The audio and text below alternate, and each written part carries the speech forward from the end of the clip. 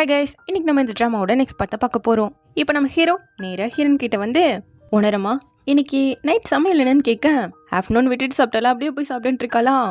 அப்படியா சொல்கிறீங்கன்னு சொல்லிட்டு அந்த டிக்கெட்டை காட்டினதும் அவ்வளோதான் பயங்கர குஷியாயிட்டான். அவனை ஹக் பண்ணிட்டு தேங்க்யூன்னு ரொம்ப சந்தோஷப்பட, நம்மளுக்கு பேச்சு மூச்செல்லாம் நின்று போச்சு. உனக்கு என்ன வேணும்னு சொல்லு, நாளைக்கே மார்க்கெட்டுக்கு போய் எக் பிளான்ட்ட பேக்கோட வாங்கிட்டு வந்து வேணுங்கிறது சமைச்சு தரங்க. இவன் குறுன்னு பார்த்துட்டு இருக்கிறத பார்த்துட்டு, ஹே என்ன பண்றேன்னும், என்ன சொன்ன எக் பிளான்ட்டான்னு கேக்குறேன்னா, நடிக்காத, இப்ப நடந்தத உன் மெமரியில இருந்து உடனடியா டெலிட் பண்ணிட்டு உட்காந்துட்டு இருக்கா. சரி விடு நம்ம வீட்டுக்கு போலாமான்னு கேட்க, நான் இன்னும் வேலையை முடிக்கலன்னு இருக்கா. இந்த பக்கம் சேர்மேனை காட்ட அவரோட அசிஸ்டன்ட் கம்பெனியோட டேட்டாஸ்லாம் சொல்லிட்டு இருக்கும் போது, இவரோட சாண்ட்லி ஹோட்டல்ல மட்டும் நம்ம ஹீரோனால நிறைய பிரச்சனை ஆயிடுச்சு இல்லையா, அதெல்லாம் பார்த்து நெட்டிசன் ரொம்பவே கோவமா இருக்காங்க. நல்லா சொல்ல இவருக்கு தலைவலியா இருக்கு. இப்போ அடுத்த நாள் நம்ம ஹீரோயின் காமெடி ஷோவை பாக்குறதுக்காக கிளம்பிட்டு இருக்கா. நல்லா இருக்கான்னு ஒவ்வொன்னா போட்டு காட்டிட்டு இருக்கேன். இன்னும் எத்தனை ட்ரெஸ் தான் போட்டு காட்டுவியாமான்னு ஹீரோ கடுப்பாகுது. ஃபர்ஸ்ட் டைம் என்னோட ஐடலை பார்க்க போறேன், அதுவும் ஃப்ரண்ட் ரோல்ல இருக்க போறேன். அவர் என்னோட எல்லாம் இன்டராக்ட் பண்ணும்போது அழகா இருக்கணும் இல்லையாங்க.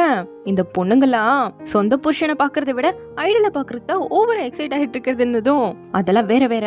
நீ என்ன ஒரு டிக்கெட்டை உள்ள வச்சிட்டு இருக்கேன்னு கேட்க, உனக்கு ரெண்டையே கொடுப்பாங்களா, எவ்வளவு கஷ்டப்பட்டு வாங்கியிருக்க தெரியுமா, நீ என்ன இப்படி இருக்குன்னு சொல்லிட்டு ஹீரோ கொடுக்க மாட்டான். நான் ஆல்ரெடி இன்னொருத்தரோட போக பிளான் பண்ணிட்டேன், ஒழுங்கா அதை கூடன்னு கிட்டவரா, நீ வேற யாராச்சும் கூட்டு போயிட்டா அப்புறம் நான் எப்படி பாக்குறதாமான்னு ஹீரோ கேட்க, உனக்கு தான் அவரை பிடிக்கவே பிடிக்காதல்ல, ஒழுங்கா கூடுன்னு சொல்லிட்டு சண்டை போடுறா. எனக்கு அவரை ரொம்பவே பிடிக்கும், எவ்வளவு கஷ்டப்பட்டு மூச்சு திணற வாங்கியிருக்க தெரியுமா, என்ன இப்படி எல்லாம் பண்ணிட்டு இருக்கனதும், அப்படியா அப்படின்னு சொல்லிட்டு அந்த டிக்கெட்டுக்கு இவ கிஸ் கொடுத்தா, இவனும் அதை பார்த்து கிஸ் பண்ணிட்டு இருக்கான். சரி ஒன்னாவே போலாம், இந்த டிக்கெட் எப்படி வாங்கினேன்னு கேட்கும்போது, அதுக்கெல்லாம் அவ்வளோ செலவு பண்ணிருக்கேன், இது என்னோட நியூ இயர் கிஃப்டா வச்சுக்கோங்கிறான். பரவாயில்ல, இருந்தாலும் நான் உனக்கு காசு கொடுக்கணும்ல, எவ்வளோன்னு கேட்கும்போது, கணக்கு போட்டா 10 மீலுக்கு ஆகிற செலவுக்கு மேல வரும்னதும் 3 மீல் இவ சொல்ல, ஓகே டன் கிளம்பியாச்சு. இந்த பக்கம் சேர்மேன் பொண்ணு கூப்பிட்டு அவ வாங்குறவையும் சேர்ந்து கூட்டு வந்திருக்கலாம். ஹோட்டல் வீடியோஸை பத்தி பேச்சு வரும்போது, வாங்குறோம் சும்மா அந்த வீடியோ ரேண்டமா எடுத்தெல்லாம் போஸ்ட் பண்ணப்படல, 3 மாசத்துக்கு முன்னாடி அந்த அக்கௌண்ட்டை கிரியேட் பண்ணிருக்காங்க. சோ பிளான் பண்ணி தான் இதை பண்ணிருக்காங்க. நம்ம எதுக்கும் கவலைப்பட வேணாம், இப்போதைக்கு எதுவுமே ரியாக்ட் பண்ணாம டீப்பா இன்வெஸ்டிகேட் மட்டும் பண்ணுவோம். நெட்டிசன்லாம் சீக்கிரமா மறந்து அடுத்த விஷயத்துக்கு போறவங்க, சோ நீங்க எதுக்கும் கவலைப்பட வேணாம், நான் இதெல்லாம் பாத்துக்கிறேன்ட்டான். சேர்மேனும் கொஞ்சம் இம்ப்ரெஸ் ஆகிட, இங்க காமெடி ஷோக்கு வந்த நம்ம ஹீரோவையும் ஹீரோயினையும் கட்டுறாங்க. அதான் ஃப்ரண்ட் ரோல சீட்டு பிடிச்சிருக்கானாச்சே. நம்ம ஹீரோயின் காமெடியை கேட்டு விழுந்து சிரிச்சிட்டு இருக்க, இவனோ ஹீரோயினை தான் பாத்துட்டு இருக்கான். சோ மெல்லமா கைய பிடிக்கலான்னு ட்ரை பண்ணும் போதெல்லாம் அவ டக்குன்னு கிளாப் பண்ண எடுத்துக்கிறா கைய. சரிடா மறுபடியும் ஹீரோ ட்ரை பண்ணும் போது அதே போல எடுத்துக்க, இந்த முட்டா போல எப்படி என்ன இக்னோர் பண்ணலாம், அப்படி அவங்கிட்ட என்னதான் இருக்கும்னு சொல்லிக்கிட்டு இருக்கான். இப்போ ஷோ முடிஞ்சதும் அவளை ஸ்டேஜ்ல தூக்கி விட்டு அவளோட ஐடல் பக்கத்துல நிக்க வச்சு ஹீரோ தான் போட்டோ எல்லாம் எடுத்துட்டு இருக்கான். அப்புறம் என்ன முடிச்சுட்டு வந்தவன், எனக்கு நான் ரொம்ப சந்தோஷமா இருந்தேன், என் ஐடலை மீட் பண்ணிட்டேன்னு எக்ஸைட்மெண்ட்ல போட்டோவை பார்த்து குதிச்சுட்டு வந்துட்டு இருக்கேன். ஹீரோவான்னு பாத்துட்டு இருக்கானா, உனக்கும் சந்தோஷம் தானங்கும் போது, ஆமாமா அவரை பார்த்ததுல எனக்குமே ரொம்ப சந்தோஷம்ட்டு எல்லாம் என் நேரம்னு ஃபீல் பண்ண. என்ன சொன்னு கேட்டதும், ஒசாமோ எவ்வளவு டேலண்டான ஆளு, அதனாலதான் அவரை எனக்கு ரொம்ப பிடிக்கும்ட்டு இருக்கேன், நடிக்கிறது நல்லாவே தெரியுதுடாங்கிறா. சோறு போட்ட கையவே கடிக்க பாக்குறியா, உனக்கு யாரு டிக்கெட்டை வாங்கி கொடுத்ததுன்னு கேட்க, சரி தேங்க்யூ, நாளைக்கு லீவு தானே, நம்ம வீட்டுக்கு போய் ஜாலியா ட்ரிங்க் பண்ணலாம், குடிக்கிறதுல எந்த தப்பும் இல்லைன்னு குதிச்சுட்டு ஓடிட்டு இருக்கான். இப்போ வீட்டுக்கு வந்து குடிச்சிட்டு, இந்த வருஷத்துல எனக்கு கிடைச்ச பெஸ்ட் கிஃப்டே இதுதான், அடுத்த வருஷத்துக்கு ஃபுல்லா சந்தோஷமா இருப்பேங்க. அப்படியாமா, நான் டிக்கெட்டை வாங்கி காட்டிட்டேன்னா என்னோட லாஸ்ட் நேம நீ வச்சுப்பேன்னு சொன்னலன்னு கேட்டதும், உங்களுக்கு காதுல தப்பா விழுந்திருக்கும்னு நினைக்கிறேன், யாரோட நேம எடுப்பனாலும் நான் சொல்லவே இல்லைங்கிறா. பாரு மாத்தி பேசிட்டு இருக்க, பரவாயில்ல விடு, என்னோட லாஸ்ட் நேம நீ வச்சுக்கலனாலும் பரவாயில்ல, எப்படி இருந்தாலும் உன்னோட லாஸ்ட் நேம மாத்தி தானே அவன். டான்ஃபே எப்படி இருக்கு, இல்ல வாங்ஃபே நல்லா இருக்கா, இதை மாத்திக்கொண்டு இருக்கான். இதெல்லாம் செட் ஆகாது, என் அப்பாவோட லாஸ்ட் நேம் எடுத்துக்கிறேன், ஏன்னா இவ அவங்க அம்மாவோட தான் யூஸ் பண்ணிட்டு இருக்கா. என்னோட வாழ்க்கையிலேயே நான் தைரியமா எடுத்த ஒரு நல்ல முடிவுனா இதைத்தான் சொல்லுவேன். காலேஜ்க்கே போக மாட்டேன்னு அடம் பிடிச்சு என் அம்மாவோட பேரை மாத்திக்கிட்டேன், இதுக்கு பின்னாடி வரலாறே இருக்கு. சரி முன்னாடி உனக்கு என்ன பேர் இருந்ததுன்னு கேட்க, சூஃபேனதும் ஹீரோ விழுந்து சிரிக்கிறான். எனக்கு தெரியும் இப்படிதான் நீ பண்ணுவேன்னு, இப்ப பாரு பண கஷ்டத்துல மாட்டிக்கிட்டேன், கியான் பேன் இருந்த நான் இப்போ ஓஃபி ஆகிட்டேன்னு கடங்கரி ஆயிட்டா இல்ல, அதைத்தான் சொல்றா.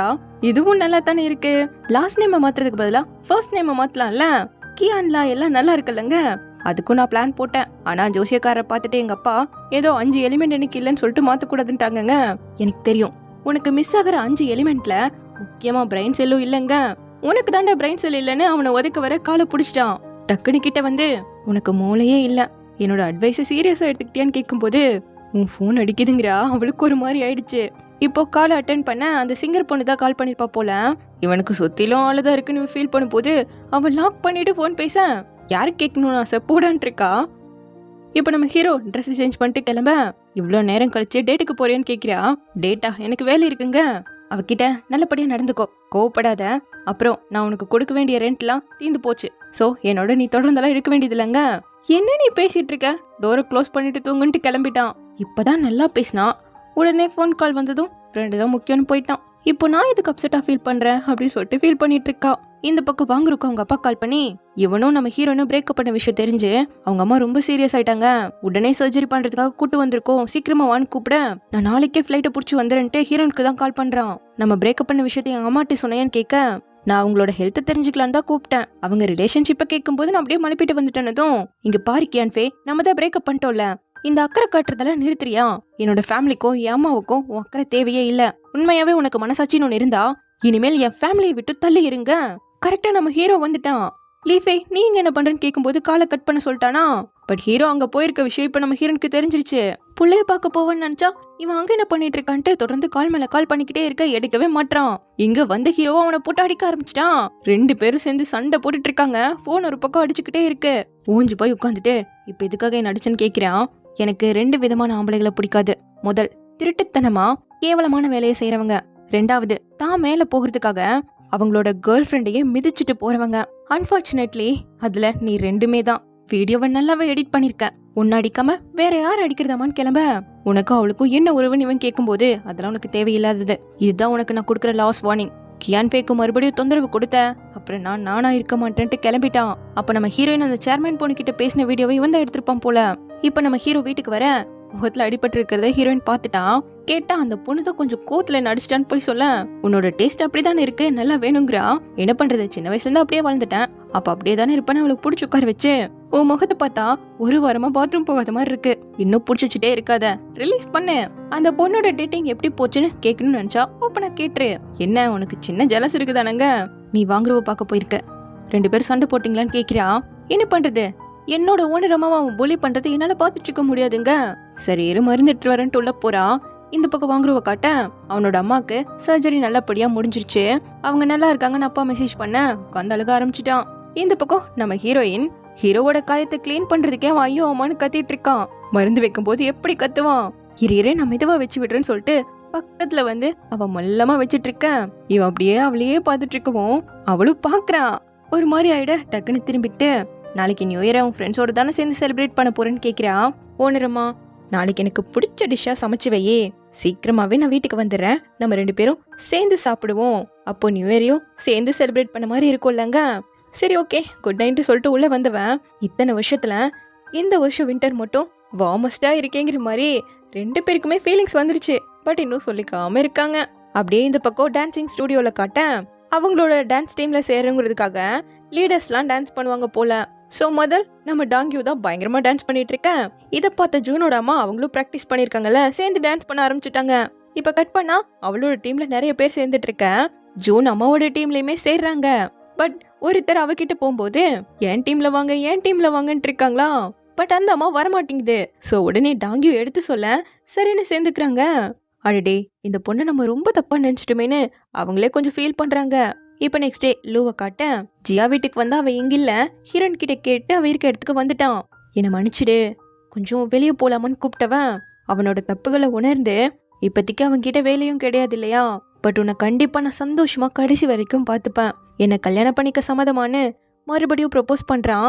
அவ வேணான்னு கொடுத்துட்டு போன ரிங்க வச்சு, அதுக்கு நம்ம ஜியா, உன்கிட்ட பணம் இல்லாதது எனக்கு பிரச்சனை கிடையாது, உன்னோட பிசினஸ்ல நீ தோத்து போனதும் எனக்கு பிரச்சனை கிடையாது, பட் உன்னை கல்யாணம் பண்ணிக்கிறதுல எனக்கு விருப்பம் இல்லைன்ட்டு போயிட்டா.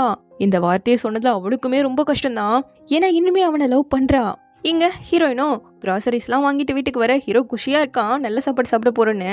அப்போ ஜியா கால் பண்ணி, லூ மறுபடியும் ப்ரொபோஸ் பண்ணா, நான் ரிஜெக்ட் பண்ணிட்டேன், எனக்கு ரொம்ப ஒரு மாதிரி இருக்கு, மீட் பண்ணலான்னு கூப்பிட. சரி ஓகேன்ட்டு நம்ம ஹீரோ கிட்ட, இன்னைக்கு நைட் நீ கேட்ட டிஷ் என்னால பண்ணி தர முடியாது, உன் கேர்ள் ஃப்ரெண்டோட சேர்ந்து வெளியே போய் வேணா சாப்பிட்டுக்கொண்டு நான் இன்னொருத்தரோட இன்னைக்கு நைட் ஸ்பெண்ட் பண்ண போறேன்ட்டு கிளம்பிட்டா.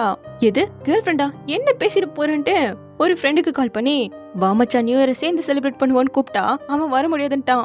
அடுத்து இன்னொரு ஃப்ரெண்டுக்கு கால் பண்ண, நேத்து நைட் நீயே கால் பண்ணி கேதரிங்களா வேணான்னு சொல்லிட்டு இன்னைக்கு கூப்பிடுற, உன் மனசுல என்ன நினைச்சிட்டு இருக்கேன்னு கேட்கும்போது, விட்ரா நான் ஆல்ரெடி பேட் மூட்ல இருக்கேன், நம்ம இன்னைக்கு சேர்ந்து என்ஜாய் பண்றோம், பண்ணியே ஆகுறோம்னு சொல்லிட்டு கத்திட்டு இருக்கான். ஸோ இப்படியே இந்த பார்ட் முடியுது. சீக்கிரமாகவே இதனோட நெக்ஸ்ட் பார்ட்டில் வந்து பார்க்குறேன். தேங்க்யூ.